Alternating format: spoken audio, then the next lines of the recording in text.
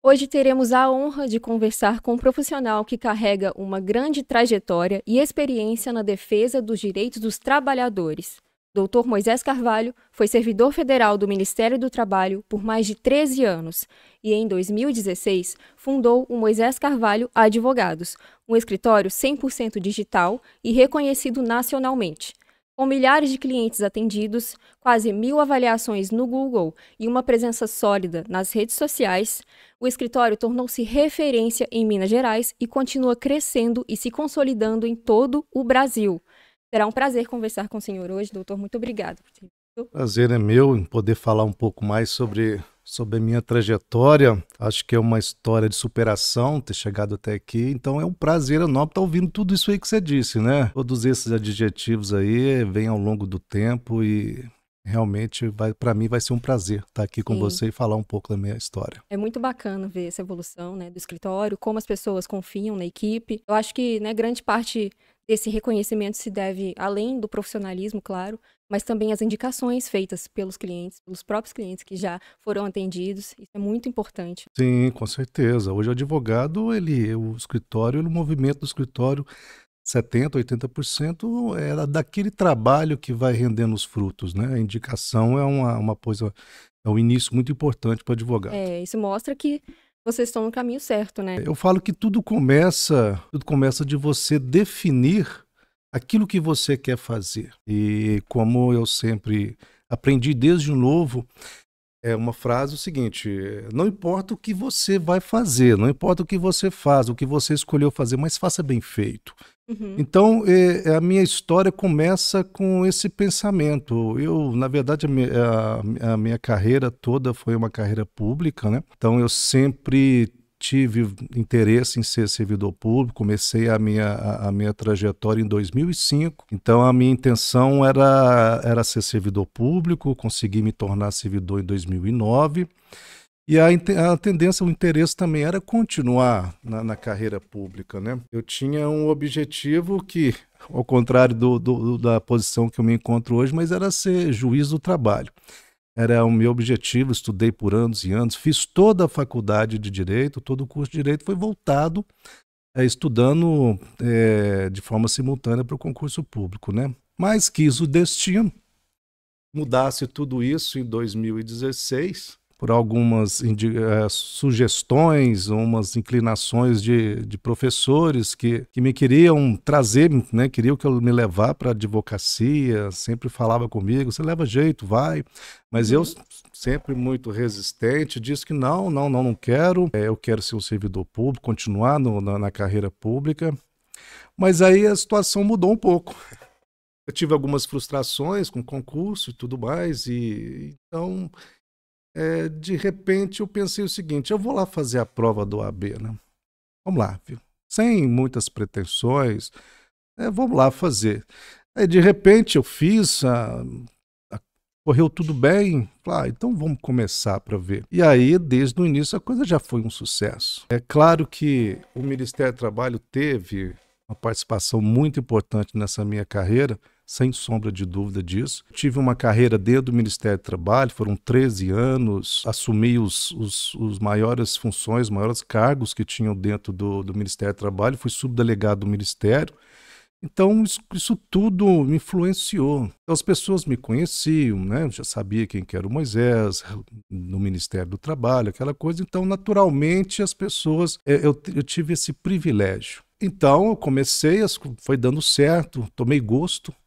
Na verdade, eu já tinha uma relação muito próxima com o trabalhador, né?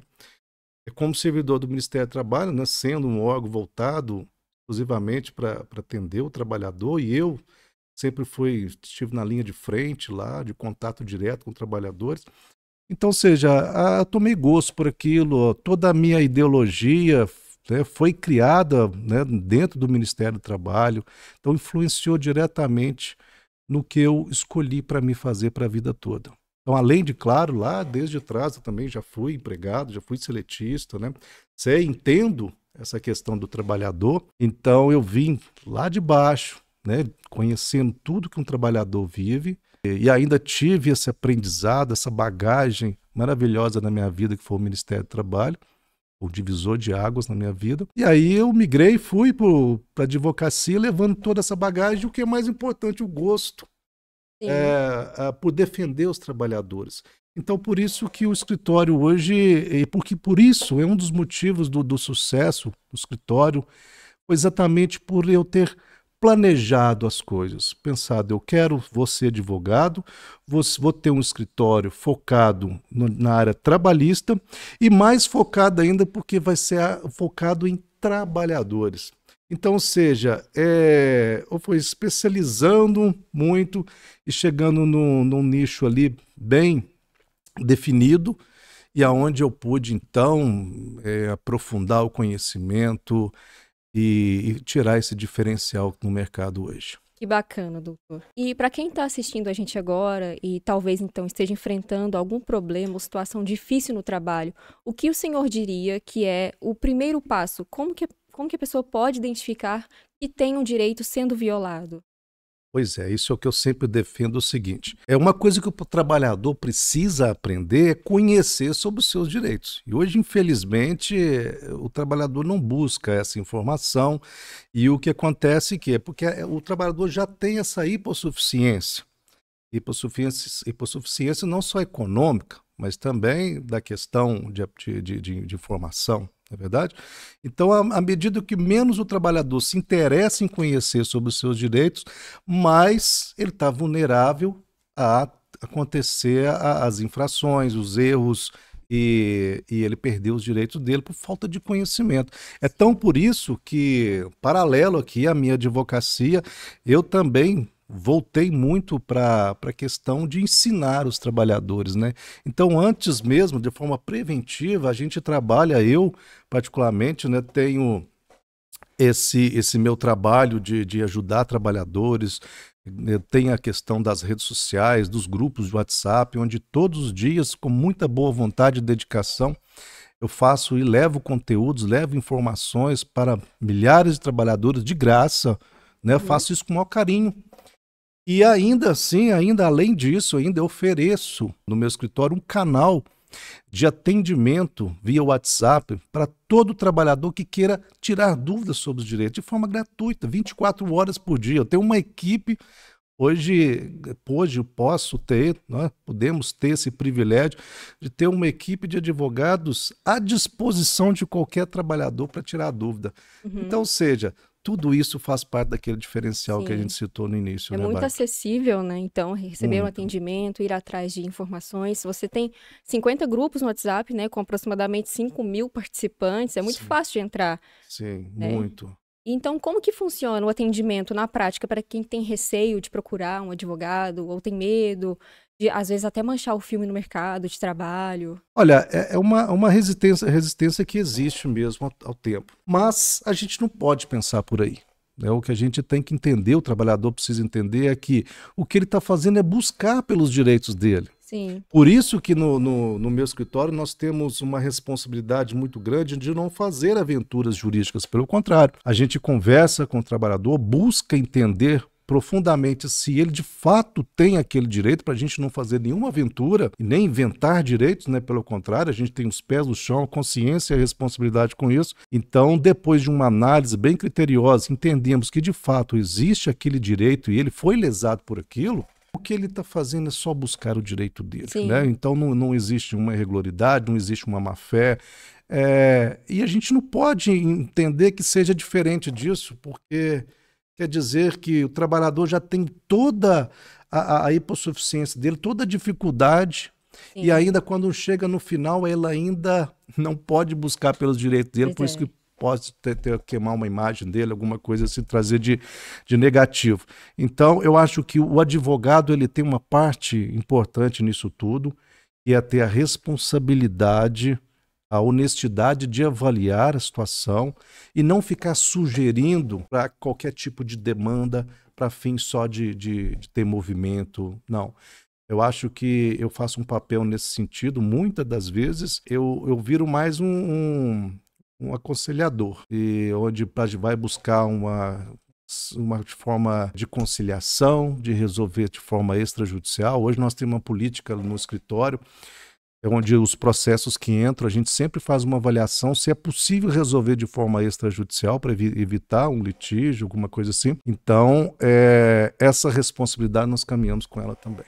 Doutor, eu separei aqui então. O primeiro tópico será algumas perguntas feitas pelos trabalhadores, né? Muita gente tem dúvida, muita gente acha que não tem nenhum direito, quando na verdade tem sim. São dúvidas muito questionadas. A primeira é da Andressa, de Nova Serrana. Ela quer saber: é verdade que se eu pedir demissão, eu perco todos os meus direitos? Não, é claro que não, tá? O trabalhador que pede demissão, ele vai perder, na verdade, ele vai deixar de ter alguns benefícios, mas quando pede demissão, ele continua tendo direito a férias vencidas, se tiver, as férias proporcionais, o 13º, o saldo de salário e os demais benefícios que são pagos. Agora, o que ele perde o direito, ou seja, não alcança e não se habilita é sacar o FGTS, não recebe a multa dos 40% e o seguro-desemprego também não há possibilidade de habilitação. Mas o mais importante disso tudo, isso que poucas pessoas às vezes param para pensar, é o seguinte: se o trabalhador decidiu pedir demissão, o mais importante ali é que ele precisa planejar esse pedido de demissão. O que muitas vezes prejudica muito no recebimento dos valores é porque o trabalhador pede demissão e não cumpre o aviso prévio. Isso dá o direito da empresa descontar. E aí o que acontece? Como ele já tem, suponhamos que nem férias vencidas ele tem mais para receber, seria só a férias proporcional, as férias proporcionais, o 13º e o saldo de salário. E aí ele vai ter que indenizar o empregador de 30 dias o salário dele. Aí o que acontece? Acaba saindo com um valor muito baixo, às vezes sem nada para receber. Então a dica que fica aqui é: vai pedir demissão, faz parte, isso acontece. Se o trabalhador está pedindo demissão é porque algo de melhor pode estar acontecendo para ele, é uma necessidade, não tem problema. Mas planeje isso com antecedência. Sim.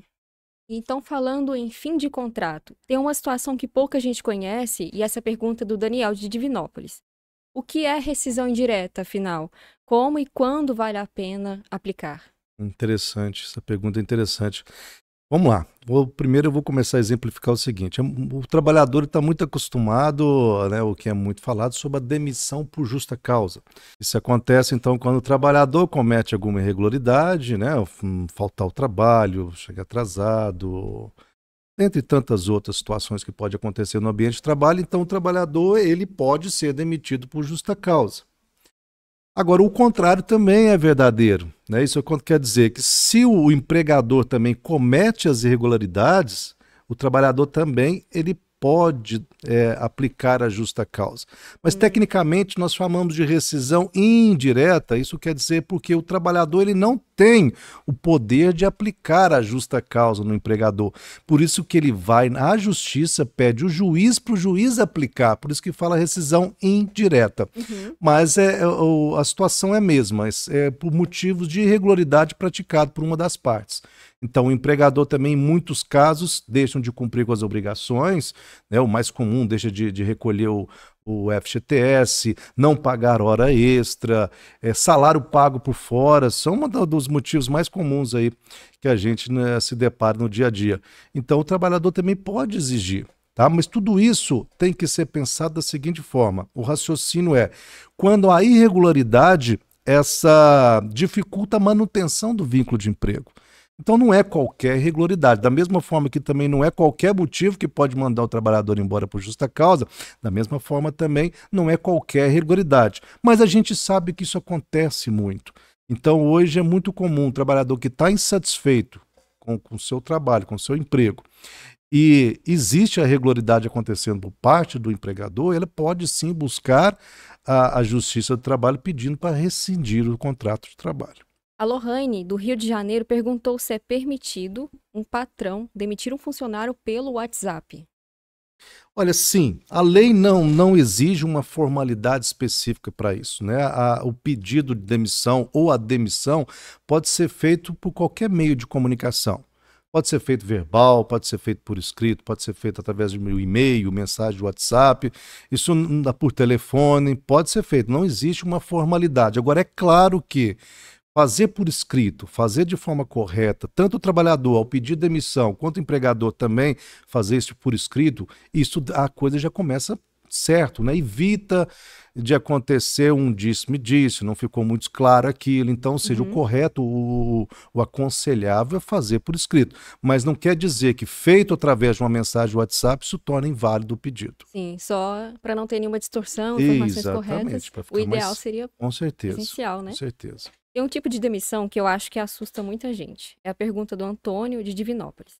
O patrão pode mandar embora por justa causa por algum motivo que ele ache válido? Quais são os limites? Pois é, isso é muito subjetivo. Existe N situações que pode levar à justa causa. E cada situação tem que ser analisada no caso concreto. Então, eu recebo muita pergunta, por exemplo, fala assim, olha, se eu receber 3 advertências, eu posso ser mandado por justa causa? Olha, não necessariamente, tudo tem que ser analisado. Mas vamos lá que eu vou explicar para as pessoas terem uma ideia o que seria, por que a advertência, por que a suspensão e depois a penalidade mais grave, a demissão por justa causa. Olha, a advertência nada mais é do que, ela não é uma punição. A advertência é uma forma educativa. A gente chama de, ou seja, vamos educar primeiro o trabalhador, chamar atenção para algo. Então não é uma penalidade, é só uma observação. Olha, fulano, não faça isso. Isso a gente não aceita. É uma advertência. O trabalhador foi lá, repetiu aquele mesma situação. Vamos falar, por exemplo, chegou atrasado. Chegou atrasado o emprego, a empresa vem e vai advertir, né? E passou um tempo, chegou atrasado de novo, vai receber, às vezes, uma outra advertência ainda. É tranquilo dessa forma. Se ele continuar a persistir e cometer na mesma infração, aquilo pode evoluir já para uma suspensão, que aí sim já é uma penalidade mediana. Se continuar a situação, aí pode ser uma penalidade mais grave e aí pode chegar a uma justa causa. Então, tudo depende do contexto, da situação. Não é nada objetivo. Não quer dizer que se fizer isso 2 vezes, 3 vezes, vai acontecer isso e outro. Qual penalidade pode dar justa causa? Olha, isso depende. Tudo tem que ser analisado no caso concreto. Então, ou seja, a gente não consegue assim definir o que é uma irregularidade que dá uma justa causa. É claro, né, situações muito graves, né, por exemplo, um furto, uma apropriação indébita, uma agressão física no ambiente de trabalho, isso já é realmente um ato muito grave, né? Então, naturalmente, que já pode ir direto para uma justa causa, que é, inclusive, uma das curiosidades aí que as pessoas perguntam antes de aplicar a justa causa, necessariamente tem que ter a advertência, a suspensão? Não. A justa causa pode ser aplicada pela primeira vez, já no primeiro ato, se esse ato for um ato de gravidade maior. Então, ou seja, é muito relativo isso. Como que ele pode provar que o patrão realmente deu advertências ou não para ele? Então o interessante desse processo no que se trata de reversão de justa causa, que o ônus probatório, ou seja, quem tem que provar a situação é o empregador, é quem aplica. Se o empregador que aplicou a justa causa, ele deve provar o motivo que ensejou a aplicação da justa causa. Então, ou seja, se o trabalhador entende que ele foi lesado, que não foi justo a justa causa, né, a demissão não foi justa, então ele pode reclamar sim, e o empregador vai até a justiça para provar que foi justo aquilo que ele fez. Se ele não provar, ou se a penalidade ou a irregularidade não foi tão grave assim, suficiente para poder ser aplicada uma justa causa, o juiz pode reverter a situação e faz uma reversão para uma demissão sem justa causa. Agora, essa pergunta volta um pouco lá atrás que a gente estava comentando sobre manchar ou queimar o filme caso a pessoa processe uma empresa, um patrão. E aí essa pergunta foi da Gabriele, de Belo Horizonte. Doutor, o trabalhador que processa a empresa pode ser mal visto no mercado de trabalho? Olha, a verdade é que na prática isso pode acontecer, infelizmente, né? Infelizmente isso pode acontecer em algumas situações. Mas não pode ser uma situação em que gera um medo, uma insegurança, né? Porque, por exemplo, o empregador que eventualmente dá uma má referência de um ex-empregado, ele corre o risco muito grande de alguém estar gravando isso, né? E isso gera gera danos morais e um direito a uma reparação. Isso é muito comum, né? Hoje em dia, então, tudo com a tecnologia que a gente tem aí, fica muito fácil você conseguir produzir esse tipo de prova. Então, se o trabalhador eventualmente acredita que possa estar sendo recebendo aí uma difamação, uma má referência, ele pode simular uma empresa ligando, pedindo uma orientação, e se for realmente constatado que a empresa está dando má referência dele, ele com esse áudio gravado, isso aí gera um direito. Por essa razão, as empresas também ficam receiosas de praticar essa ilegalidade, sabendo que hoje é possível o trabalhador buscar essa prova, construir essa prova. Essa também é uma dúvida de um participante de BH, dessa vez o João Vitor. A empresa me paga por fora. É possível cobrar meus direitos na justiça quando isso acontece? Como que funciona? Muito, isso acontece muito, inclusive, salário pago por fora, né? Muitas das vezes o trabalhador ele até consente com essa situação porque ele imagina de forma imediata o benefício de não ter que pagar a contribuição do INSS sobre aquele valor. Então, de questão assim, de imediato ele entende que pode ser bom para ele deixar de ter todo o salário formalizado no contra-cheque. Mas o que ele não entende é que isso vai prejudicá-lo, principalmente no futuro. Porque o INSS hoje, o benefício, a aposentadoria, tudo é calculado sobre o salário de contribuição. E quanto menos ele contribui, menor será o valor do benefício. Então, isso é um dos fatores que prejudica diretamente o trabalhador que consente com essa situação. O segundo também é a questão do FGTS. O FGTS também ele é depositado com base no salário recebido, a remuneração recebida no contra-cheque.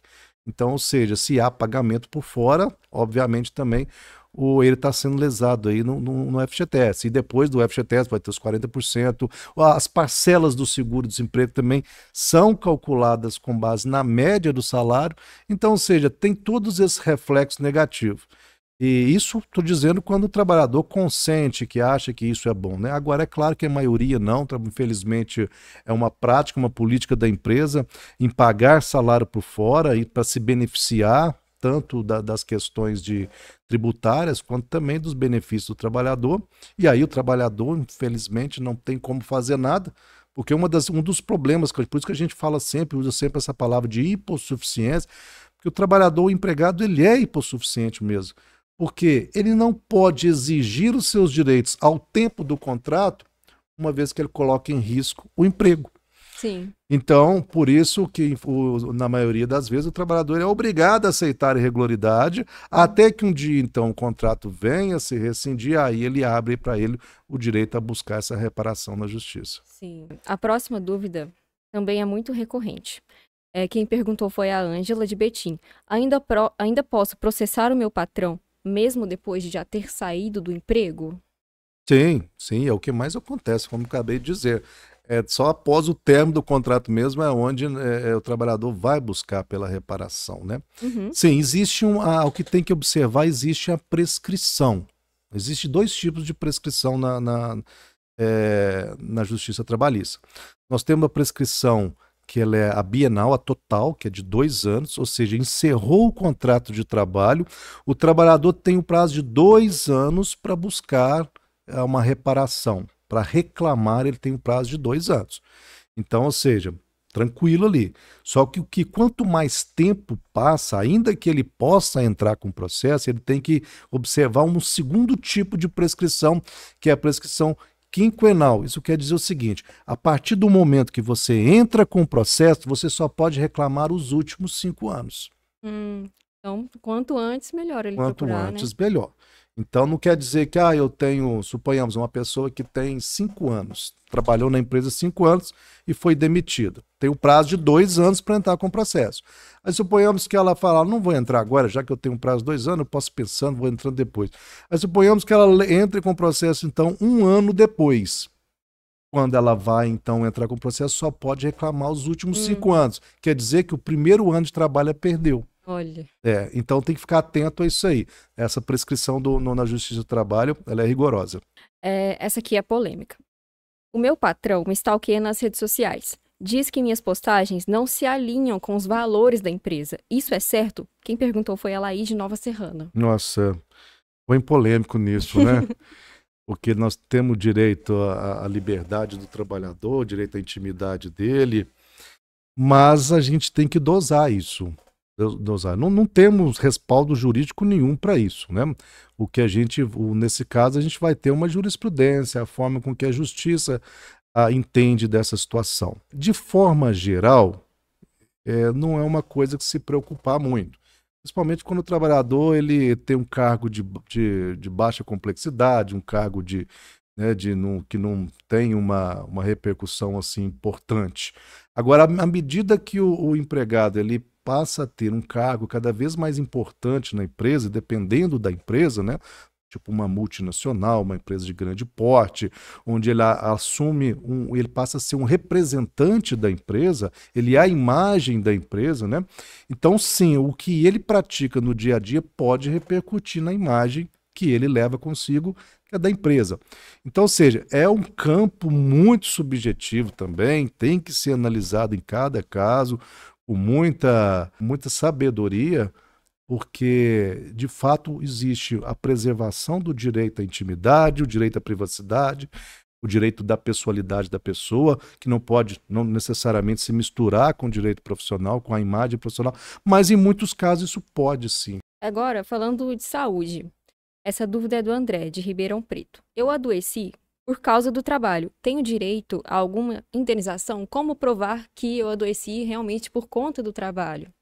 Sim, também é uma demanda muito recorrente na Justiça do Trabalho, é o acidente, do trabalho ou a doença ocupacional, ou seja, aquela que é adquirida ou agravada pelo trabalho, né? Olha, esse tipo de processo, esse tipo do campo probatório de provar, isso passa necessariamente por uma perícia médica. Então, efetivamente, quem decide se aquela doença tem um nexo, ou seja, está relacionado ao trabalho, é o perito. Então, o que o trabalhador faz? Ele procura o advogado, no caso, pelo menos nós fazemos isso, uma análise prévia, como eu disse lá no início, a gente sempre está avaliando.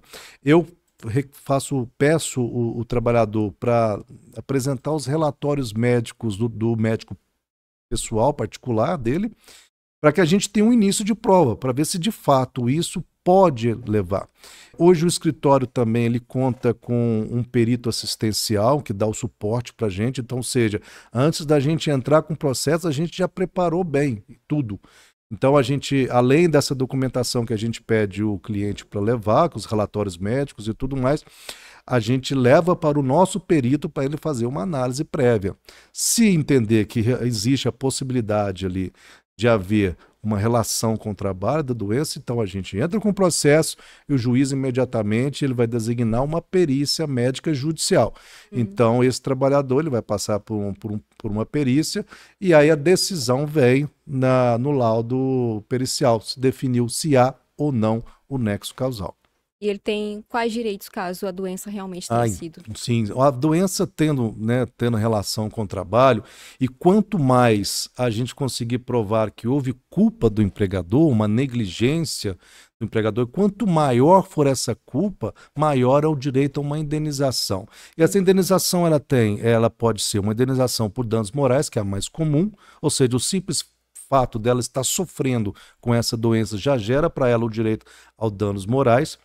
Ela pode ainda ter direito a uma indenização material, que é uma redução da capacidade laborativa, ou seja, se por essa doença o trabalho adquirida ou agravada, o trabalhador passou a ter uma redução da sua capacidade, e ele então pode ser declarado como teve essa redução. Essa redução ela é calculada em porcentagem pelo perito também, e aí ela pode receber um pensionamento da empresa, é uma indenização, é um pensionamento pago todo mês até o fim da vida dela. Até o fim da vida. Na verdade a gente fala fim, mas é até a aposentadoria. Uhum.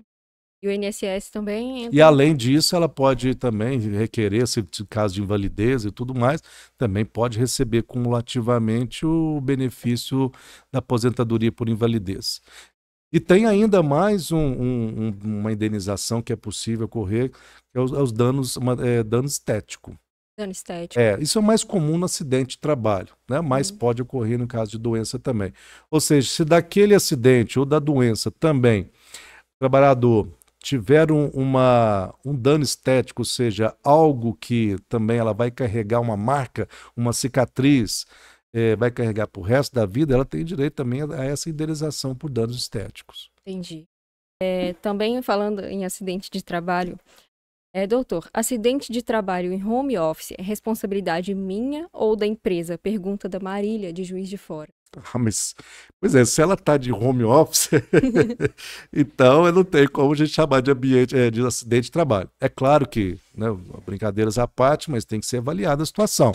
Sim. Porque o fato dela estar em casa, mas, por exemplo, se ela está em casa manuseando ferramentas de trabalho para exercer o trabalho e se machucou, é tido como um acidente de trabalho. O acidente de trabalho não é aquele que ocorre só no ambiente de trabalho, no espaço físico da empresa. Não, ele pode acontecer de forma remota, inclusive em casa, né? Mas geralmente quem labora em casa, geralmente são atividades mais intelectuais, né? Então, dificilmente ela vai sofrer um acidente de trabalho em virtude. Sim. Inclusive também acidente de trabalho no trajeto para o trabalho, né? Aí na verdade, aí, no caso, é acidente de trajeto, não é um acidente de trabalho. Ele é tido pelo INSS, é reconhecido como por analogia ao acidente de trabalho, mas não é um acidente de trabalho, é um acidente de percurso, né? E esse acidente de percurso, o que ele gera para o trabalhador é o direito a se receber o benefício pelo INSS, ele vai receber o direito à estabilidade no emprego. Mas dificilmente nós vamos poder falar daquelas indenizações que a gente falou anteriormente, né? Porque a indenização que o empregador pode ser obrigado a custear, isso depende da culpa, né? Agora, no acidente de trajeto, dificilmente o empregador pode ser culpa naquilo, né?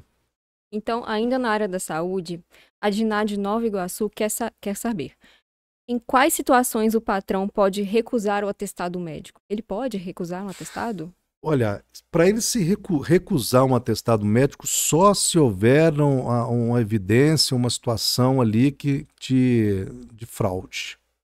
A fraude na apresentação, uma falsificação, um atestado falso, um atestado inexistente, mesmo que às vezes tenha sido emitido por um médico mesmo, um atestado que de fato não existe aquela doença, uma coisa comprada.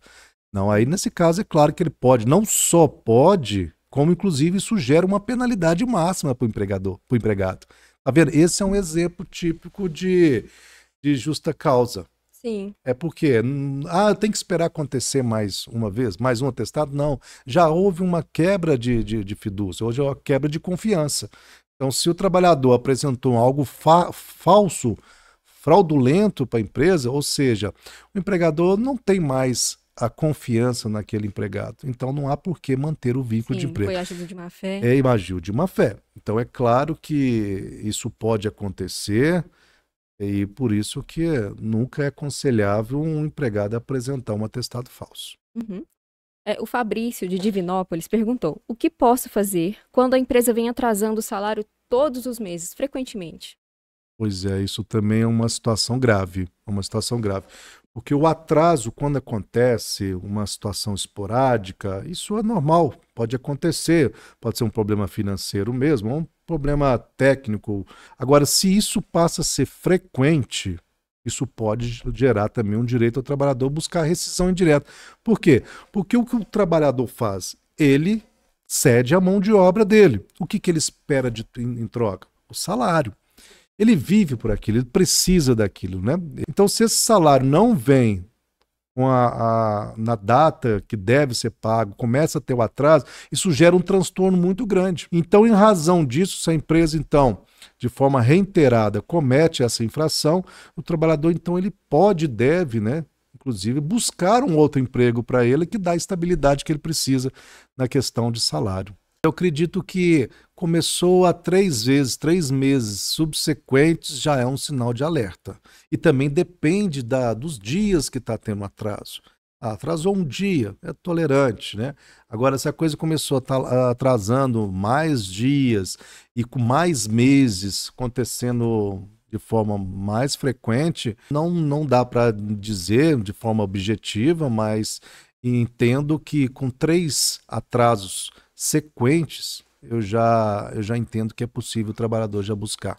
Agora, quem pergunta é o Vicente de Itaúna. Doutor, meu patrão pode me obrigar a ficar além do meu horário, mesmo me pagando horas extras? Ah, legal essa pergunta, muito interessante, inclusive. Veja bem, em regra, que poucos conhecem, mas a regra é que o trabalhador ele não é obrigado a fazer hora extra. Não é obrigado. Não é obrigado. Salvo se, agora que veio, né, as exceções, se tiver previsto no contrato de trabalho. Se houver uma previsão lá no contrato de trabalho dizendo que, havendo a necessidade, o empregador pode exigir que o trabalhador trabalhe sobre a jornada, aí ele é obrigado a cumprir.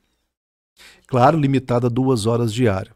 E aí vai ser determinado ou o pagamento como horas extras ou então a compensação para um banco de horas ou um acordo de compensação. Então, ou seja, havendo essa formalidade, sim, pode exigir. Não havendo essa previsão no contrato de trabalho, o trabalhador pode se recusar sem gerar nenhuma penalidade para ele. Agora, se houver a previsão e ele disser que não, se recusar, isso pode gerar uma penalidade para ele. Então tem que ficar muito atento. E pode começar com uma advertência.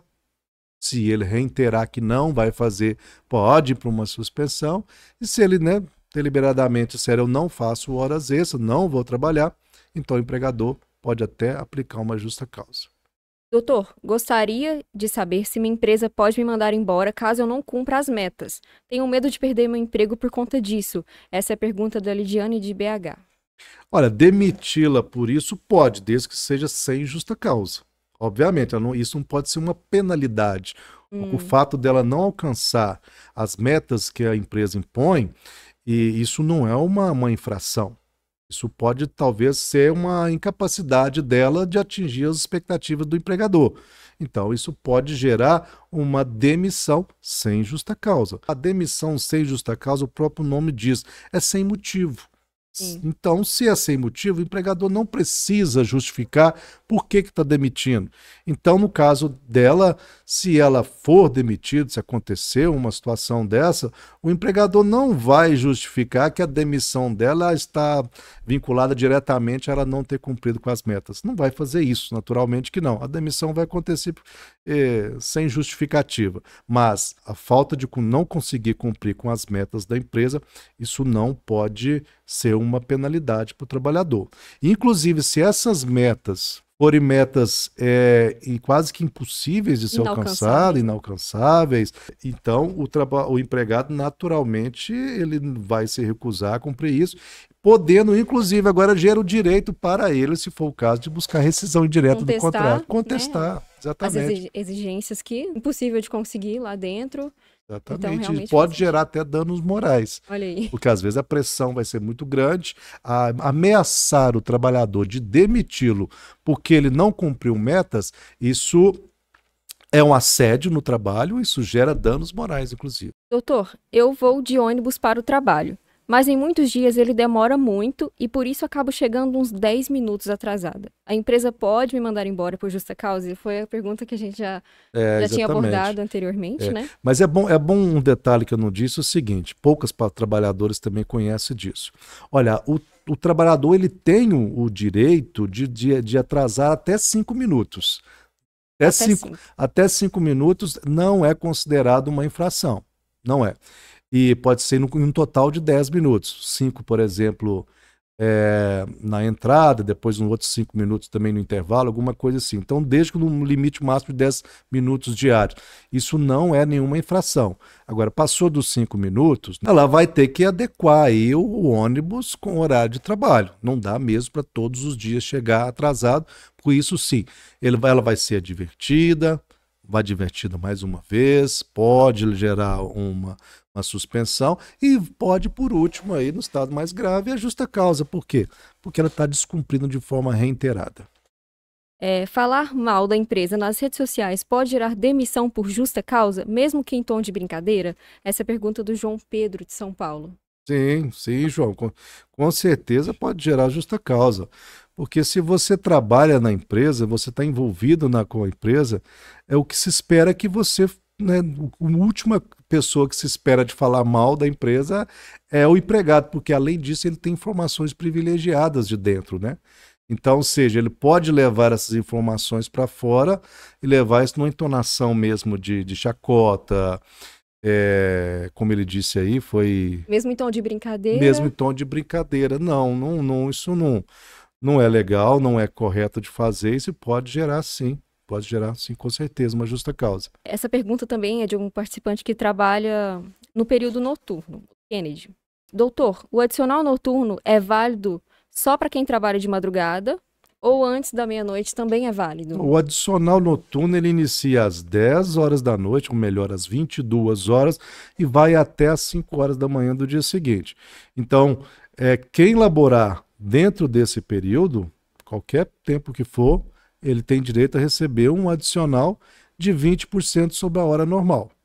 E aqueles que, inclusive, trabalham por toda essa jornada e ainda estica um pouco mais ainda, essa hora, esta prorrogação, ela deve ser paga também com adicional. Por exemplo, muito comum as pessoas trabalham 12 por 36.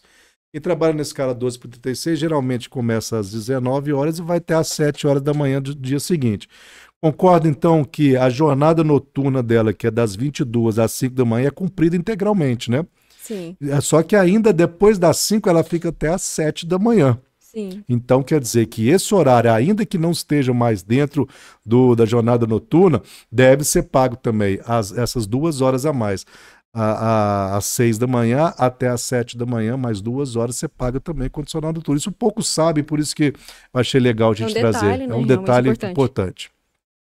A próxima dúvida é: como saber se a porcentagem do adicional de insalubridade é justa? Pergunta da Vanessa, de Pouso Alegre. Pois é, a pergunta também, da mesma forma da doença ocupacional, é o caso também dos adicionais de insalubridade e periculosidade. Depende única e exclusivamente da perícia. Então, nesses casos, se o trabalhador não recebe, acredita que tem direito, ou recebe, mas acredita que deveria receber num grau maior, que hoje a insalubridade é paga no grau de 10%, 20% e 40%. O mais comum é 20%. Então, em alguns casos que o trabalhador entende que ele poderia estar recebendo em grau máximo, ou seja, de 40%, ou não recebe nenhum adicional e acredita também que tem direito, ele vai entrar com o processo na Justiça do Trabalho e o juiz vai determinar também uma perícia técnica, onde o perito então vai no local de trabalho, vai fazer todas as medições, tentar identificar quais são os agentes insalubres e o grau de insalubridade. E aí, da mesma forma, tudo depende única e exclusivamente do laudo pericial. A Odete da Vitória da Conquista perguntou: minha sobrinha descobriu que estava grávida uma semana após ser demitida. Ela tem direito a alguma coisa? Bom, o fato dela ter descoberto a gravidez, isso não leva em consideração. O que leva em consideração é a data da concepção. Porque geralmente a pessoa só toma conhecimento da gravidez depois de um certo tempo já, né? Tem gente que às vezes é 2, 3 meses, né?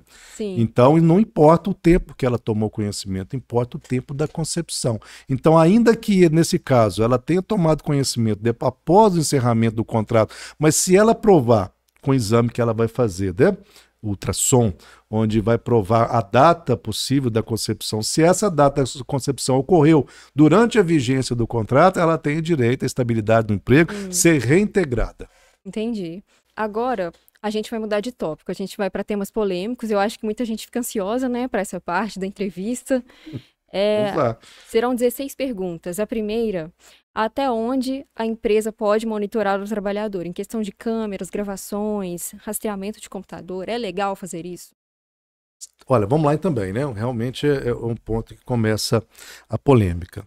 Olha, a empresa tem o direito de monitorar o ambiente de trabalho com a finalidade de trazer segurança para ela, mas não pode instalar câmeras com a intenção única e exclusiva de controlar, de vigiar o trabalhador. Uhum. E obviamente que essas câmeras têm que ser necessariamente instaladas em ambiente de uso comum de todos. Obviamente que não se pode, então, ter uma Sim. câmera num vestiário, numa área íntima, né, dessa forma, não. Que a justiça autoriza é que as câmeras sejam instaladas com a finalidade da segurança que a empresa precisa ter. Então, ela pode filmar o ambiente de trabalho, onde estão todo mundo trabalhando, de forma livre, é possível. Inclusive, até detectar alguma situação de irregular através das câmeras. Pode sim, mas não é uma situação onde você quer vigiar o trabalhador, vigiar ele. Não, é uma questão de segurança. Em questão de, falando em vigiar o trabalhador, quem trabalha em home office, tem aqueles rastreamentos de computadores para ver o movimento ali do trabalhador, isso tem um limite? E, na verdade, esse controle feito através do sistema é mais por uma questão de jornada de trabalho. Ver se ele está cumprindo. Isso pode que faz parte do controle de jornada. Então, ou seja, é muito comum que o trabalhador, ao iniciar a jornada, ele vai acessar o sistema, aquele sistema já registra o momento de início, o momento de término e tudo mais. Sim, Isso é perfeitamente possível para controle de jornada. Ok. Quando a cobrança deixa de ser exigência de cargo e vira assédio moral? Pois é, o que acontece muito essa questão da exigência é o assédio mesmo. Ou seja, o trabalhador não pode ser exigido dele esforço acima da capacidade dele. Então, a primeira coisa tem que saber que são pessoas, né, não é máquina, não são máquinas ali então existe essa limitação da capacidade. Então, se o empregador exigir de um empregado que ele exerça atividades que vão acima da sua capacidade, naturalmente que esse ato é uma ilegalidade que comete e dá direito, sim, a danos morais, por isso não tenha dúvida. Sim, até aquela pergunta da participante lá das perguntas do tópico anterior, porque ela estava com medo de ser demitida, né? Porque ela não não cumprir as alcançava. metas, né? Exatamente, Então, isso é um assédio. Essa pergunta é interessante. A gente ouve muito falar de empresas menores que exploram os funcionários, mas será que isso acontece com muita frequência também em empresas grandes que negligenciam os direitos dos colaboradores? Sim, em alta escala, inclusive, né? Em alta escala acontece muito isso mesmo. Existem empresas, a título exemplificativo, conhecidas, inclusive, por exemplo, pratica a política de não pagar um adicional de insalubridade. E faz isso para todos os empregados. É uma política deles. Não paga, pronto, acabou. Aqueles que quiserem, que vá à justiça buscar. É uma política um tanto quanto traiçoeira, né? Porque o que acontece? Geralmente essas empresas de grande porte, a rotatividade do trabalhador é menor. Né? Porque são pessoas que fazem carreira dentro dessas empresas, né? São pessoas que têm 10, 20 anos. E aí, voltando àquele assunto da prescrição agora, vai ser um exemplo típico disso. Então, o que acontece? O trabalhador, a empresa, ele não recebe pela insalubridade e ele tem uma carreira lá dentro. Durante o contrato de trabalho vigente, ele não vai poder reclamar, obviamente. E aí o que acontece? Se ele fica 10 anos na empresa, 20 anos na empresa, e quando ele é demitido, ele só pode reclamar os últimos 5 anos. Uhum. Então, nesse caso de quem tem 20 anos numa empresa, perdeu 15. Então, essa é uma política que a empresa faz de forma natural, porque ela sempre ganha em cima disso. Ela induz o trabalhador. Exatamente. Ela impõe ao trabalhador ali aceitar durante aquele tempo essa irregularidade que é sabida, e ela ganha de várias formas. Ganha com a prescrição, ganha com aqueles trabalhadores que não querem entrar, ganha com aqueles, e aqueles que é a minoria que entram com o processo, eles ainda não chegam lá, oferecem um acordo. Mas é um acordo seguinte, aquilo que deveria ter sido pago lá atrás vai ser pago só agora ainda dividido, pede para dividir em 10 parcelas, alguma coisa assim. Ou seja, é uma situação lastimável, a gente, né, convive com isso e são cometidos inclusive por grandes empresas. Tem empresa que usa a justa causa só para não pagar nada quando o funcionário começa a reclamar demais? Já vi muito acontecer isso, perseguição. Nós já tivemos alguns casos, e inclusive uma forma que a gente tenta mudar a forma de trabalhar para que isso não ocorra. Por exemplo, muito comum um trabalhador que entra com o processo contra a empresa, reclamando algum direito, e com a rescisão indireta, que é o caso, e não se afasta, continua trabalhando. É a minoria, é verdade, porque dificilmente você entra com o processo e continua trabalhando porque o clima não fica legal. Mas é possível acontecer em alguns casos isso. E aí é onde mora o risco. Porque o trabalhador que está indo todo dia trabalhar, mas com um processo contra a empresa, é muito comum da empresa fazer alguma coisa, armar alguma situação onde coloca o empregado numa situação de uma possível irregularidade e vir aplicar a justa causa naquela situação ali. Então nós já nos deparamos com isso, mas é como eu disse, geralmente esse tipo de situação acontece, por exemplo, numa discussão, onde eles levam o trabalhador a discutir e pode ter uma insubordinação, alguma coisa nesse sentido. Então, isso pode acontecer. O ideal é que o trabalhador se mantenha concentrado, não faça nada, né, cumpra com as obrigações dele de forma correta, não dê motivos para que isso possa acontecer. O senhor já pegou algum caso em que o trabalhador só percebeu que estava sendo lesado anos depois? Já, e muitas vezes já tinha ocorrido a prescrição e nada podemos fazer para ajudar. Isso não... acontece sim. Principalmente o reconhecimento de vínculo pretérito. Pois é, o trabalhador, a hora de chegar para aposentar, verifica que faltou um período para ele se aposentar e ele fala, nossa, é exatamente aquele período que eu trabalhei sem registro e tal. Mas nesse caso ainda, embora esse é o meu exemplo, mas esse caso ainda é possível, a prescrição não alcança isso. Mas se ele quiser buscar alguma reparação, reclamar uma cobrança, uma condenação para pagamento de valores, aí não tem jeito mais, infelizmente. Tem desconto que o patrão faz e o trabalhador nem sabe que é ilegal? Pode acontecer, mas é mais difícil isso, mais difícil. Geralmente, quando acontece uma situação assim, pode ser um erro mesmo, mas geralmente não, porque ao não ser que esse desconto seja feito por fora. Por exemplo, os prejuízos que o trabalhador causar para a empresa, ele só é possível descontar do trabalhador esse prejuízo se houver também previsão no contrato de trabalho. E muito comum de acontecer, principalmente para motorista de ônibus, motorista em geral, por exemplo, estourou o pneu do ônibus, do caminhão, da carreta, e aí eles falam assim, não, isso foi por sua culpa, né, tal, e vão e descontam. Só que como não está previsto no contrato, ele não pode descontar isso na folha de pagamento. O que eles fazem? Faz o desconto por fora. Então, pode acontecer de desconto de forma irregular, intencional, dolosa, pode acontecer, mas isso vai acontecer por fora. É verdade que quem está recebendo auxílio-doença perde o direito ao plano de saúde da empresa? Não perde o direito, não. Isso depende muito também da previsão do benefício, porque o plano de saúde não é um direito garantido em lei. A empresa não é obrigada a conceder um plano de saúde. Geralmente isso é negociado com o sindicato da categoria ou está dentro do contrato de trabalho, né? Do regimento interno da empresa. Então depende de quais foram as condições que foram negociadas, mas geralmente não. Por quê? É exatamente nesse momento que mais a pessoa precisa do plano de saúde. Mais, vai perder. Exatamente, então não pode haver. O que tem que ter consciência do trabalhador é que as utilizações que geralmente é o trabalhador que paga, né, as utilizações, a empresa tem o direito de cobrar por essa utilização, ainda que ele não esteja trabalhando. Então, ou seja, se ela recebe o benefício, tem que ir lá acertar com a empresa e pagar as utilizações. Mas, em regra, o benefício não pode ser cortado. Acúmulo de função dá direito a receber mais e como comprovar? Sim. Um acúmulo de função é possível o trabalhador ter direito a receber uma diferença salarial. Primeiro nós temos o acúmulo e o desvio. São situações diferentes.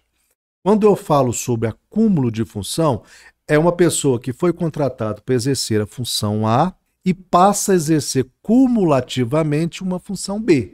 Então, ou seja, passa a exercer duas funções simultaneamente. Então, nós temos um acúmulo de função.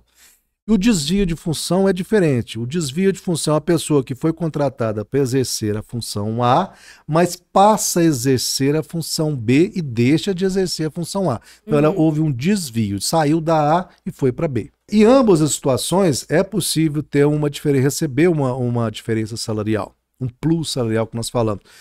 Isso depende do quê? Da complexidade dessa outra função. Por exemplo, que ocupa essa função A. Foi contratado para exercer a função A. Essa função A, e ele passa a exercer cumulativamente ou é desviado para exercer uma função B que tem maior complexidade. Exige mais do trabalhador, uma função mais complexa, uma função de maior responsabilidade. Então quer dizer que ele está trabalhando, recebendo por uma função A, mas está exercendo uma função B que deveria ter um salário maior, que tem um salário maior. Então isso aí é onde nós falamos, existe um desvio, mas existe um desvio com proveito econômico. Porque existe muitas situações onde que há o desvio, há acúmulo, mas sem proveito econômico. Por quê? São funções no mesmo nível de complexidade. Não dá no mesmo. Não dá no mesmo. Por exemplo, a pessoa que trabalha no setor financeiro, no administrativo, aí começou a acumular ou foi desviado por faturamento. Peraí, está no mesmo nível. Não tem. Né? A não ser que há um acúmulo, aí esse acúmulo sobrecarrega ela de funções, aí pode haver um plus salarial por isso. Mas no desvio de função, se tem está no mesmo nível de complexidade e responsabilidade, então não há o que se falar em desvio de função com proveito econômico. Agora, o contrário, sim. Por exemplo, uma pessoa contratada para ser um caixa de supermercado. E aí ela começa a acumular ou é desviada para exercer, por exemplo, função de gerente. Opa, peraí, nós temos um acúmulo ou um desvio para atividade de maior complexidade. E a gente sabe que o salário de gerente é maior do que um salário de quem ocupa uma função de caixa, né? Então, e nesse caso aí nós temos um tipo de desvio ou um acúmulo de função com proveito econômico, porque o salário que ela deveria estar recebendo é maior do que ela efetivamente ainda continua recebendo. Né? Eu acho que acontece muito, que eu vejo, a pessoa foi contratada, por exemplo, ser secretária ou vendedora, e começa a limpar o ambiente de trabalho dela, como se aquilo fizesse parte mesmo do dia a dia, tem que limpar, tem que manter um ambiente organizado. Isso é acúmulo de função? Se for um caso de acúmulo de função, ou seja, ela vai exercer a função de vendedora, mas vai também exercer uma função de limpeza. Isso pode sobrecarregar. Pode estar exercendo duas funções, pode estar sobrecarregada por essa razão, aí sim ela tem direito também a receber um plus salarial. E esse plus varia de quantos por cento? Olha, não tem também um limite. Isso depende do que o juiz entender, o quanto ela foi sobrecarregada com isso, ou o quanto a complexidade do outro cargo. Mas geralmente isso varia entre 10% a 40%. Qual o limite de hora extra que a empresa pode exigir? Então, o limite diário são 2 horas. Não pode ultrapassar 2 horas por dia. Sendo até 2, está tudo certo. Desde que pague naturalmente ou compense essas horas. Então ela pode exigir hora extra todos os dias sem problema algum, até 2 horas. Segunda a sexta, segunda a sábado. Na prática isso acontece. Mas na teoria a gente pensa o seguinte: se o nome é extraordinariamente, se começa a acontecer todos os dias, já não é extraordinário, já é comum, né? Então a gente fala assim, é uma contradição, né? Mas na prática, infelizmente, é assim, pode acontecer a cobrança todos os dias. O trabalhador pode perder o intervalo de almoço por exigência de serviço? Claro que não. O horário de intervalo para refeição e descanso é sagrado, né? Indispensável. É indispensável. É onde para recarregar energia para pegar a jornada do turno da tarde, né? Então, isso é um direito inegociável. Agora, se acontecer uma situação ou outra, é possível, vai acontecer, inclusive. Não vai ter problema. Desde que esse período que foi suprimido aí, que seja pago então como hora extra, com acréscimo de 50%. Mas isso não pode ser uma questão habitual, porque isso vai trazer a médio e longo prazo um problema de saúde do trabalhador, porque ele precisa. Essa hora não foi criada à toa, né? Ela é um estudo mesmo que determina que o trabalhador precisa ter essa pausa. Então não é uma situação negociável. A empresa pode proibir o funcionário de usar redes sociais no horário de almoço? No horário de almoço, claro que não. Né? O horário de almoço é do trabalhador, ele não está à disposição da empresa. Tanto é verdade que o intervalo de almoço não é contado na jornada de trabalho. É uma interrupção. Então o trabalhador faz do horário de intervalo dele o que ele quiser. Pode se ausentar da empresa, ele não precisa necessariamente ficar lá dentro da empresa. Ele pode ir para casa, pode onde ele quiser, obviamente, né? E então ele pode usar o celular, não pode ser proibido. Agora, dentro do ambiente de trabalho, no local de trabalho, no horário de trabalho, sim, ele pode ser, e o que é muito comum de acontecer mesmo, haver essa proibição. Funcionário que expõe conversas ou áudios da empresa nas redes sociais pode ser processado? Também é uma pergunta que a gente abordou lá atrás, parecida, exatamente. Né? É a questão da confiança. Se a pessoa que trabalha na empresa, a gente parte do pressuposto que ela é uma pessoa de confiança. Você contrata uma pessoa que é da sua confiança. Se ela, então, quebra essa confiança, expondo conversas ou situações do ambiente de trabalho, levando isso para fora, naturalmente que isso é uma quebra de confiança. O patrão é obrigado a fornecer vale-transporte, mesmo para aqueles que vão de carro ao trabalho? Não, não é obrigado. É uma dúvida, um conflito muito grande desde cedo, porque o trabalhador pensa assim, mas eu não uso um ônibus, mas eu estou gastando a gasolina para ir, então, né? Como se fosse uma ajuda. Mas não. Legalmente, na previsão legal, é que o empregador é obrigado a fornecer o vale-transporte para uso exclusivo de transporte público coletivo. Uhum. Então, ou seja, isso existe uma obrigação de custear parte, né? O empregado custeia uma parte, o empregador outra. Agora, se o empregado abre mão desses vale-transporte porque vai trabalhar de veículo próprio, ele perde esse direito, porque não existe previsão na lei dizendo que o empregador é obrigado a custear o combustível. Não, ele é obrigado a custear o vale-transporte, o valor para o pagamento do transporte público coletivo. A última pergunta agora é: por que tem gente que é contratada como PJ e não como CLT? Quais são as vantagens de ser contratado como PJ? O que acontece muito, esse assunto aí, na verdade, a pergunta é para entrar num ponto crítico, que é o seguinte: o que acontece é a pejotização na contratação. Ou seja, é uma pessoa, é um empregado, um trabalhador que é típico empregado. Ele exerce a atividade de empregado, o regime é de empregado, tudo tem todas as características de empregado. Subordinação, habitualidade, onerosidade, não eventualidade. Ele tem todos os requisitos de uma típica relação de emprego. Só que o empregador, para fugir da relação de emprego e dos tributos e todos os encargos e tudo mais, o que ele fala? Convida a pessoa para se transformar numa pessoa jurídica, para que a relação deles seja de forma de contrato civil, comercial, que aí é outra natureza. Então, nesse caso aí, nós já tivemos, inclusive, muitas demandas no escritório, onde, no final do contrato, o trabalhador reivindicou: olha, eu fui obrigado a abrir um MEI, eu era obrigado a fornecer nota fiscal. E aí, só que a pessoa sempre teve natureza, o vínculo sempre teve uma natureza de vínculo empregatício, relação de emprego. Nunca foi, o trabalhador nunca assumiu a autonomia do trabalho dele, o que é um pré-requisito para quem é um PJ, uma pessoa jurídica. Então, nesse caso, a gente fala muito sobre a palavra pejotização, que significa descaracterização de um PJ para que seja caracterizado como um empregado típico.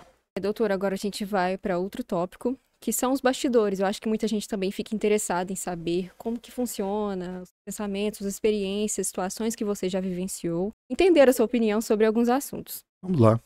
A primeira, qual foi o caso mais absurdo de exploração que você já viu? Aquele que te fez pensar: não é possível, isso deve ser brincadeira, esse cliente aqui deve estar de zoação, porque ele chega com um caso tão absurdo que parece mentira. Tem um caso que ele é muito triste, inclusive. Há muitos anos atrás, inclusive, e até hoje eu me lembro muito bem. Uma menina mesmo, me procurou com a mãe dela e ela tinha uma deficiência.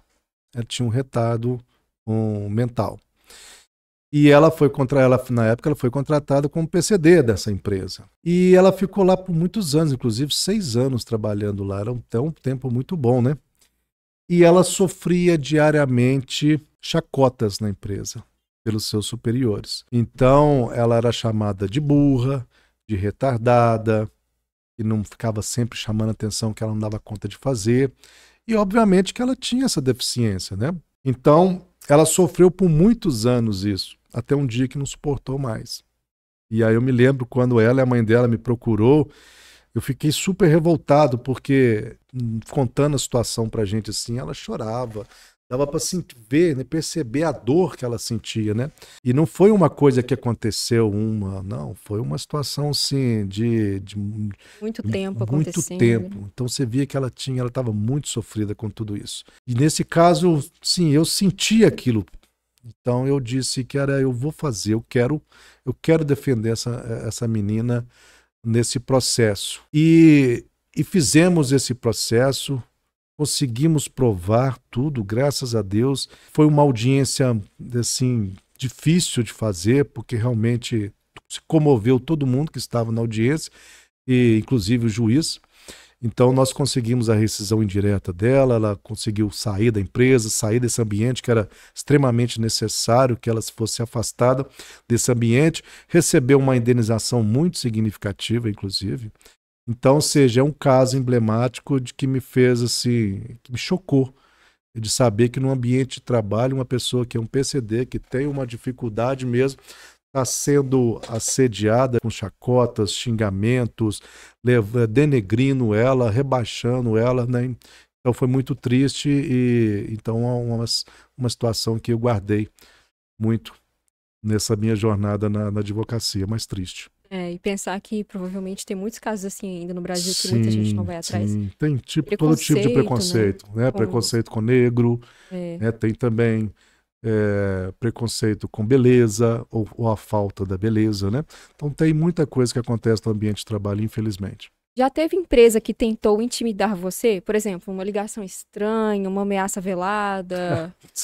Isso já aconteceu? Já aconteceu uma vez, mas não foi uma ameaça, não. Foi até um pedido. Porque é normal que quando a gente tem um cliente, e é normal que aquele cliente passe a indicar você, o advogado, para outros funcionários da mesma empresa.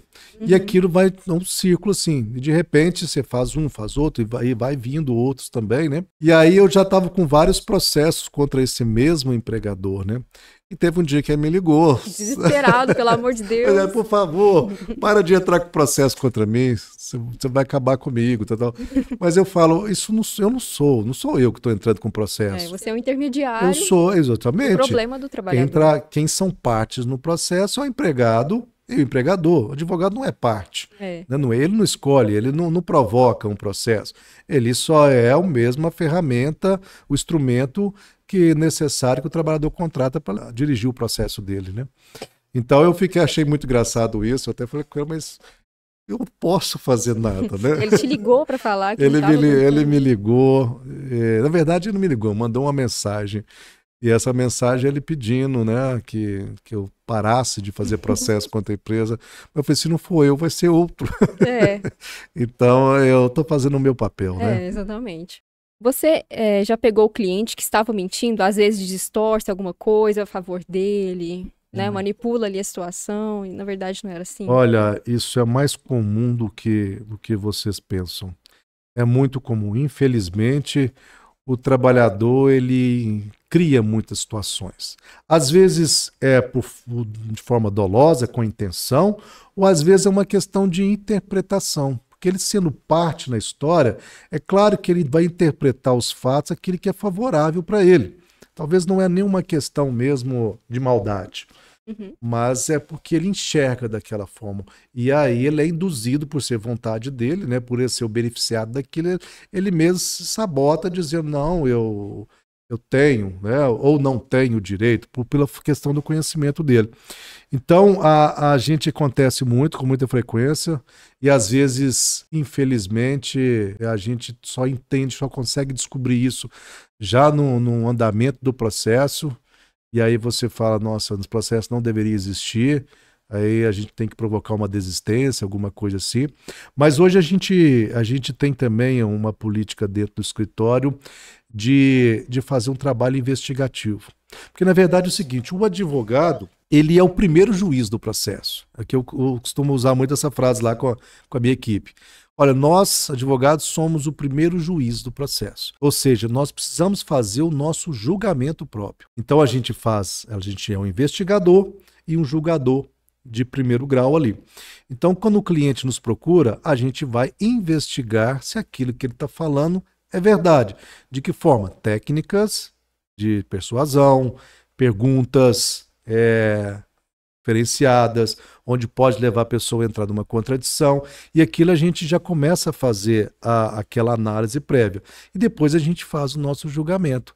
Se a gente entende que é verdade, se tem viabilidade, não tem viabilidade. É muito comum, inclusive, Bárbara, a pessoa que está infeliz, está insatisfeita com o contrato de trabalho, com o emprego dela. Ela está infeliz, está insatisfeita, não quer pedir demissão, porque não quer abrir mão dos seus direitos, procura o empregador para fazer acordo, o empregador não faz acordo, e aí o que ela faz? Começa a buscar alguma coisa para poder fazer a rescisão indireta. Sim. E aí começa até a inventar. Que aconteceu assim, lá acontece muito. E aí a gente tem que fazer um papel de muita responsabilidade, até porque o advogado ele não pode perder a oportunidade de resolver isso desde o início, porque ele está jogando o tempo dele fora também. Sim.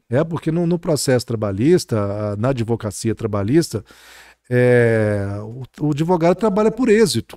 Ele precisa ver se vale a pena. Exatamente. Antes, né, de entrar então, ou seja, ele tem que avaliar bem para saber, vale a pena fazer esse processo, né? De fato, ele tem viabilidade, o trabalhador tem aquele direito, porque senão você vai estar fazendo aventuras jurídicas. Sim. E aventura jurídica não é só o trabalhador que perde, o advogado também perde o tempo dele, né? Um trabalho em vão. O trabalho em vão. Então, realmente tem que ter essa responsabilidade de avaliar a situação antes mesmo de provocar um processo. A próxima qual foi a maior reviravolta que você já conseguiu no processo? Aquele que ninguém imaginava, e você foi lá e virou a chave e deu tudo certo. Pois me lembro bem desse caso também, sempre guardo isso comigo. Isso também foi no início da minha carreira, inclusive, foi bem no início, até com um advogado com pouca experiência, aconteceu um fato assim muito interessante.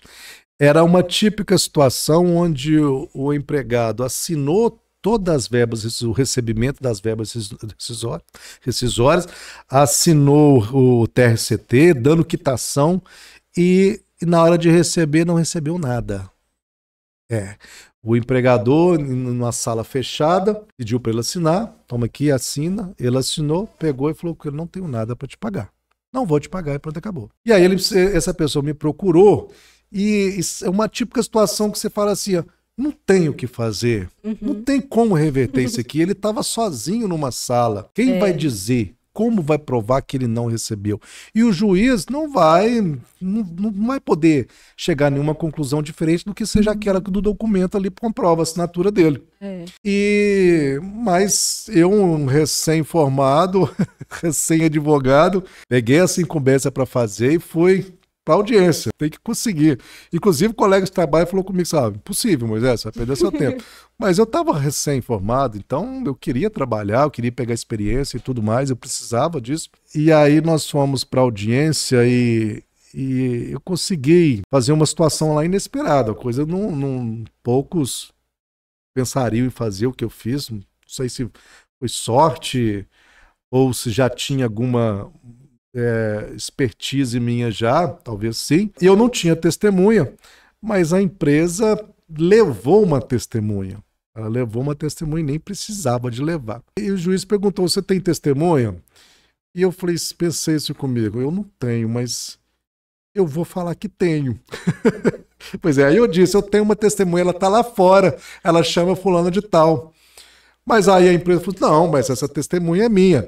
Aí eu olhei para o juiz e falei assim, Excelência, nós estamos aqui para buscar a verdade. Não precisa ser minha, pode ser do próprio juízo. E a juíza comprou essa ideia, ela achou interessante. Falei, eu posso convocar ela porque eu quero ouvi-la. E aí foi uma estratégia feliz, porque quando a gente vai ouvir uma testemunha, o empregador, o preposto, ele sai da sala. Então a minha estratégia foi, eu vou ouvir o preposto, fazer as perguntas para ele, e depois eu vou ouvir a própria testemunha, que é dele, fazendo as mesmas perguntas. E aí elas entraram em contradição. Então eu fiz até pergunta sobre questão do dinheiro, como que foi entregue para ele? Foi em dinheiro, notas de 100, notas de 50? E o dinheiro estava onde? O dinheiro estava no cofre da empresa ou alguém foi ao banco pegar o dinheiro para pagar ele? Então eu fiz essas perguntas despretensiosas, mas eles entraram em contradição. Um falou uma coisa, outro falou outra. E aí a juíza entendeu que de fato ele estava mentindo. Nossa, e eu consegui, com muita felicidade aí, conseguimos ganhar esse processo que ninguém acreditava e deu tudo certo, em razão, então, dessa expertise que o advogado precisa ter. A sensação foi igual quando o seu time de futebol ganha. Foi muito legal, guardo isso também para mim, que de uma reviravolta, um caso impossível, e teve uma reviravolta assim tão feliz. Nossa, que bacana. O cliente nunca mais vai esquecer disso. O mais feliz que eu fico nisso tudo é porque, de fato, eu acreditei nele. Uhum. Ele me contava e eu falava, é isso mesmo, isso aconteceu mesmo, eu acredito nele. Então, quando você acredita, você compra aquela causa, você fala, eu compro a ideia dele, eu vou apoiar essa causa, eu acredito nela. Então, quando você trabalha assim, quando o resultado é positivo, você também quer dividir com o seu cliente a felicidade, porque não, né, você também acreditou e no final a justiça foi feita. Então, isso é importante também, a gente gosta muito quando isso acontece. Nossa, que bacana mesmo. Muito. Agora, a próxima pergunta é, e a audiência? Teve alguma audiência que te deu vontade, assim, de levantar, ir embora, fugir dali? Isso acontece muito. São várias audiências que a gente... É porque uma das frustrações que eu convivo, no advogado convivo, mas sobretudo eu, porque sou um advogado que voltado exclusivamente para a defesa dos trabalhadores, e como eu disse lá no início, né, eu estou muito ligado a isso, me identifico muito. Então, a gente, né, é normal a gente, na audiência, a gente vê que a empresa leva pessoas para mentir. Isso é muito normal, muito natural. Então, a gente fica muito frustrado, às vezes, quando aquela mentira ela é tida como verdade. E isso influencia totalmente no julgamento da causa. E às vezes a gente não tem como fazer nada. Embora a gente tenta todas as técnicas possíveis, mas às vezes a pessoa vai lá e consegue mentir com tanta facilidade e a gente tenta, mas às vezes não consegue mudar aquele resultado ali. A mentira vai prevalecer. Porque às vezes o outro problema que nós enfrentamos muito é que o trabalhador nem sempre tem condições de levar uma testemunha, porque é difícil para o trabalhador, mais essa dificuldade que o empregado tem de fazer prova daquilo que ele alega, porque testemunha para ele é difícil levar, porque quem está trabalhando não quer, porque vai colocar em risco o emprego, e o empregador é muito fácil, basta ele escolher o empregado vai, até mesmo sem querer ele vai, porque né, ele está sendo... Receio. Exatamente, receio de perder o emprego, ele vai. Então, é muito comum a gente se deparar com mentiras sendo contadas, né? E isso é uma frustração muito grande para nós, porque quem advogado que tem a responsabilidade, como eu e meu escritório temos, em sempre trabalhar com a verdade, quando você se depara com a mentira e isso acontece com muita frequência, a gente se sente muito frustrado com a profissão em razão disso. Tem algum bordão de empregador que você já ouviu tantas vezes que dá já assim para fazer um bingo, por exemplo? Ele nunca reclamou antes, ou a gente sempre pagou ele direitinho, por que isso está acontecendo? Um bordão que todo empregador, empresa, patrão fala. O que tem, às vezes o empregador ele se surpreende quando o empregado entra no processo, entra com o processo e fala assim, olha, nunca conversou comigo. Infelizmente nós temos essa cultura de buscar a justiça para resolver algo que às vezes eu poderia ter resolvido. Né? Então, ou seja, às vezes nós não tivemos, as partes não tiveram capacidade de resolver entre elas, então tem que buscar que o juiz resolva por elas. E é muito comum, às vezes, o trabalhador nunca conversou com o empregador sobre aquela possível irregularidade que aconteceu. Ele já vai direto com o advogado e já entra com o processo. Mas essa cultura, ela tem motivo para isso, né? O motivo é que, de fato, o empregador não oferece esse espaço democrático para discutir, né? Não, o contrato...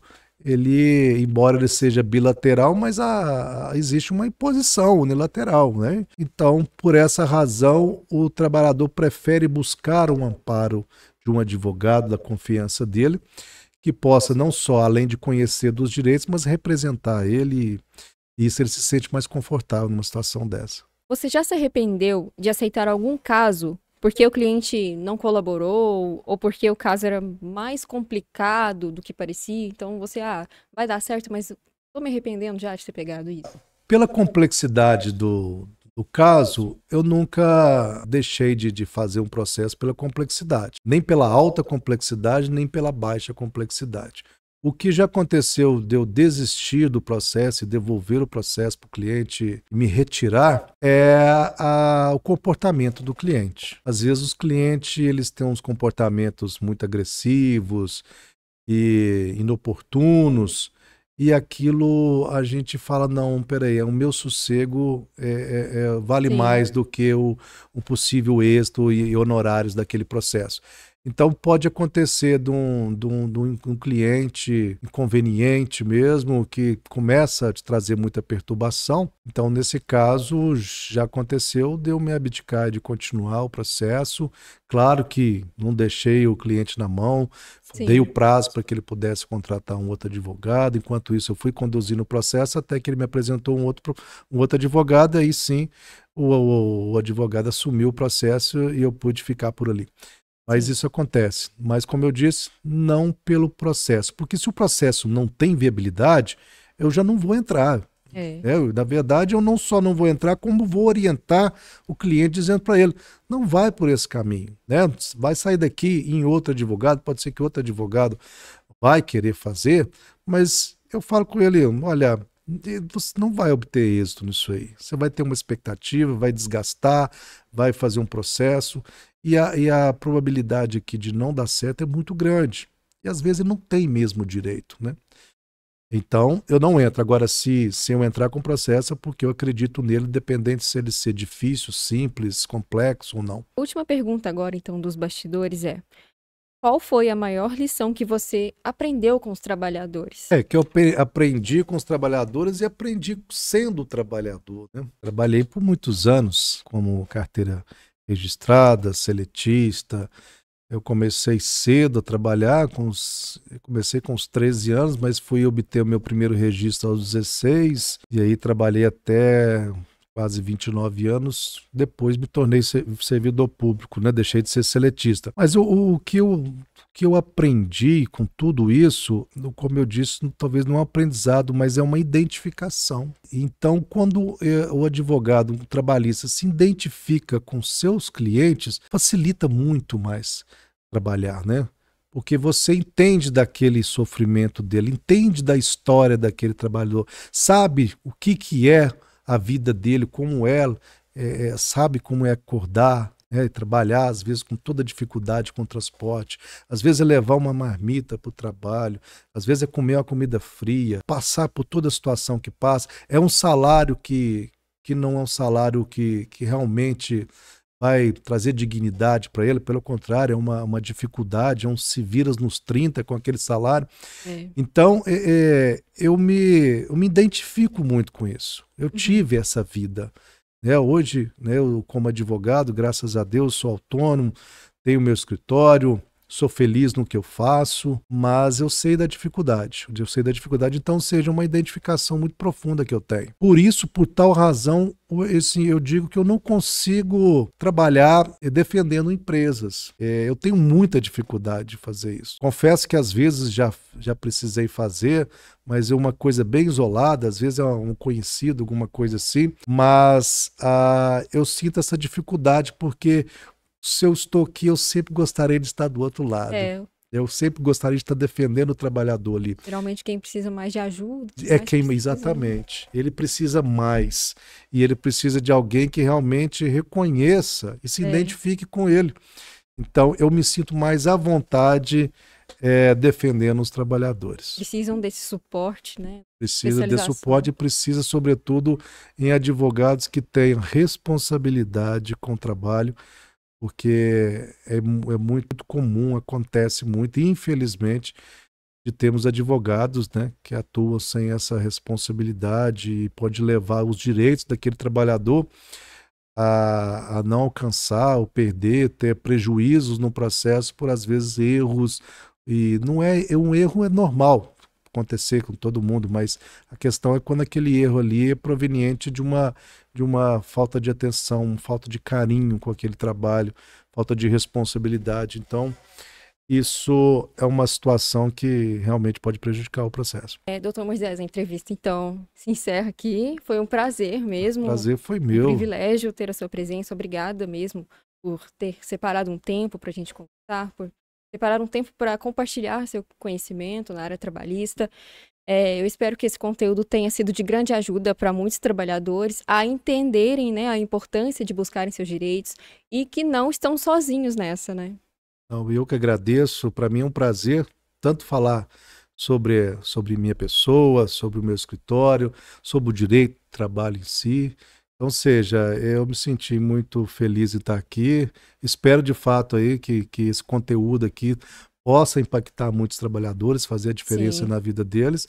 E deixo aqui o meu convite, para que os trabalhadores que precisam de orientação jurídica de forma simples, rápida, descomplicada e sem custo, pode mandar um WhatsApp para o escritório, ter uma equipe lá disponível para tirar dúvida. Eu não estou falando de processo, não. Estou falando de simples tirar dúvida do dia a dia, para entender o que mais, como as coisas acontecem, como pode ou não acontecer. Fique à vontade, é um trabalho que a gente faz, é um trabalho social, né? Então é voltado mesmo para ajudar os trabalhadores, ensinar os trabalhadores. É uma coisa que a gente oferece com muito carinho. Que bacana. E aproveitando também o gancho, né? Além do trabalho jurídico, você mantém 50 grupos no WhatsApp com uma média de 5.000 participantes. Lá você Sim. posta dicas diárias com vídeos, não é? Sim, exatamente, é isso. Eu gravo, sempre estou gravando vídeos, preparando conteúdos de forma muito simples, né? A gente pega o direito e descomplica ele, né? Traz ele numa linguagem simples, acessível, para que chegue no trabalhador, aquele mais humilde, ele consegue entender, compreender os direitos dele. Então são vários grupos, são grupos silenciosos, ou seja, não tem aquele bom dia, boa tarde toda hora, não, é só mesmo um vídeo, 2 vídeos que são postados diariamente. É uma situação, o trabalhador pode, assim, de forma com 1 minuto e meio, ele pode todo dia aprender um pouco mais sobre os direitos dele. Então, faço isso também com muito carinho, já há muitos anos que eu faço esses grupos, eu tenho esses grupos, estou sempre postando lá. Então, também, quem tem interesse, manda uma mensagem para a gente, quer participar do grupo, vai ver que é muito bacana, aprende muito e de graça, né? Então, conhecimento é muito importante ter e quando não se tem nem custo por isso, não custa nada, né? Sim. Fica aí o convite, então, para quem quiser participar dos grupos, é só acessar o Instagram, @moisescarvalho_advogados, vou deixar aqui na tela, e clicar no link que estará disponibilizado nos destaques. É muito simples. Para quem também quiser ser atendido de forma online e gratuita, é só enviar também uma mensagem para os números que também estão aqui na tela. O atendimento, né, é feito 100% virtual, todo o processo pode ser resolvido de forma online, Sim, né, inclusive sim. audiências. Sim, hoje facilitou muito, né, a tecnologia que a gente tem, principalmente depois da pandemia, isso reforçou muito mais. Então, hoje nós temos facilidade de conduzir um processo de qualquer lugar do país, né? Então, isso facilita, inclusive, que a gente possa chegar nas áreas mais remotas, a gente consegue chegar com conteúdos, ensinar trabalhadores e poder dar assistência que ele precisar. Se você viu essa entrevista e lembrou de alguém que talvez precise dessa informação, compartilhe. A justiça sempre começa com consciência. E com conhecimento.